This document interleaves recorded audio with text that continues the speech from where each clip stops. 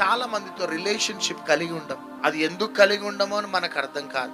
కానీ ప్రతి ఒక్కరితో మనం రిలేషన్షిప్ కలిగి ఉండాలా. ఏదో మనం అవసరం ఉన్నప్పుడు ఫోన్ చేసి వాళ్ళ సహాయం తీసుకోవటం అది స్వార్థం అంటారు. కానీ వాళ్ళతో అవసరం ఉన్నా లేకపోయినా వాళ్ళు ఫోన్ చేసినప్పుడు ఫోన్ ఎత్తి బాగున్నారా అని చాలు. వాళ్ళ బర్త్డే అప్పుడు ఫోన్ చేసి హ్యాపీ బర్త్డే అని చాలు. అది ఒక దినమున నీవు కష్టంలో ఉన్నప్పుడు ఆ చిన్న ఫోన్ కాల్ నీకు సహాయకరంగా ఉంటుంది. చూడండి, మనం చాలా సార్లు రిలేషన్షిప్స్ బ్రేక్ చేసుకుంటాం.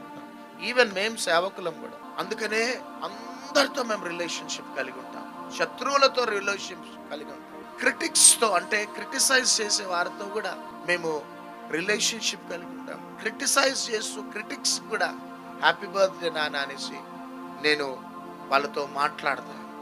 కానీ డోంట్ బ్రేక్ రిలేషన్షిప్. ఆ దినమున మొర్దెకై రిలేషన్షిప్ బ్రేక్ చేసుకుంటే మొర్దెకై ఆ యొక్క రాజ్యంలో ఒక మినిస్టర్ అయ్యేవాడు కాదు.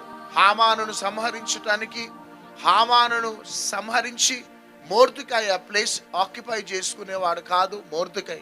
ఎస్తేరు మొర్దెకై మాట వినకపోతే పల్లెటూరులో ఒక లేడీగా ఉండిపోయేది ఎస్తేర్.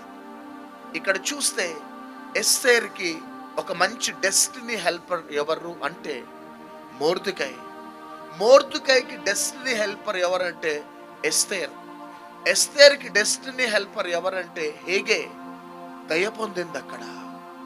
ఇది మనం ఎప్పుడు కూడా మనం తెలుసుకోవాలా.